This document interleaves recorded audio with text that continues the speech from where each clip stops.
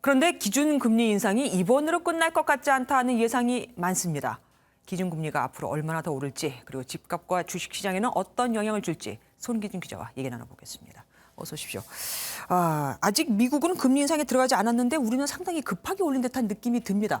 우리가 이렇게 앞서 나가야 할 이유가 있을까요? 이제 한국은행이 오늘 인상의 얘기를 하면서 세 가지 이유를 댔습니다. 네. 이제 물가 상승, 그리고 과도한 유동성, 국내 경제 회복 흐름을 뒀는데 우선 물가는 지난해 4분기만 놓고 보면 3%가 넘어서 관리 목표인 2%를 훨씬 뛰어넘었습니다.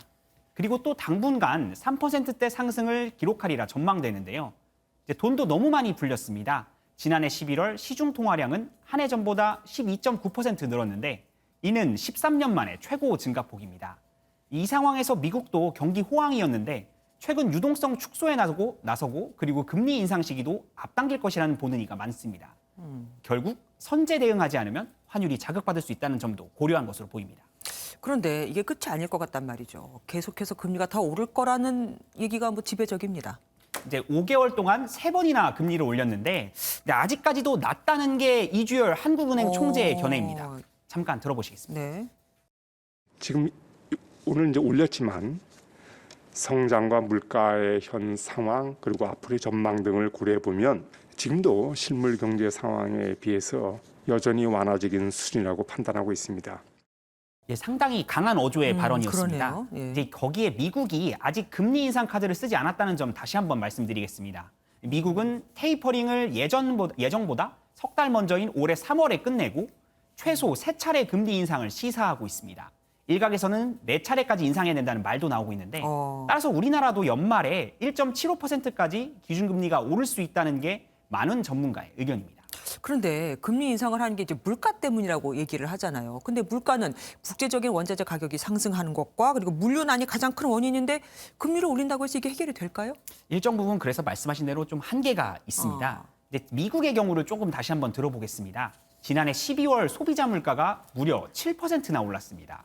39년 만에 가장 큰 상승률이었는데 이제 억눌린 수요가 폭발한 점도 있을 겁니다. 그런데 이렇게 물가가 오른 게 물류, 병목 현상과 원자재 가격 급등까지 큽니다.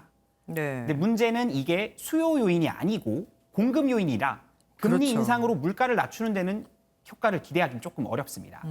대신 대출이자의 부담 등의 요인으로 집값 상승을 제한하는 효과는 기대되고 있습니다. 그래서일까요? 이 집값이나 주식시장은 벌써 많이 차가워진 분위기가 느껴집니다. 예, 벌써부터 냉랭한 분위기가 연출되고 있는데, 근데 일부에서는 지난해 뜨겁게 달궜던 말인 영끌, B2 이 두 개가 끝났다는 표현도 나오고 있습니다. 예. 이제 금융당국이 대출 규제에 이미 나선 상태인데 이 때문에 주택은 좀 거래 절벽 상태입니다.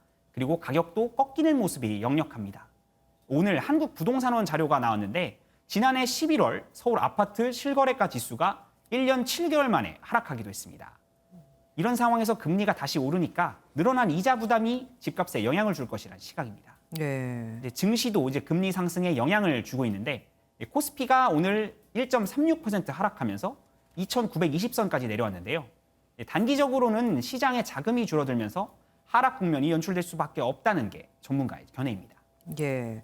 주택담보대출 같은 경우도 이자가 당연히 오를 거고 그런데 집값은 더 올랐으니까 서민들에게 집은 더 멀어지게 될 수밖에 없습니다. 지금까지 경제부 손기준 기자와 알아봤습니다. 고맙습니다.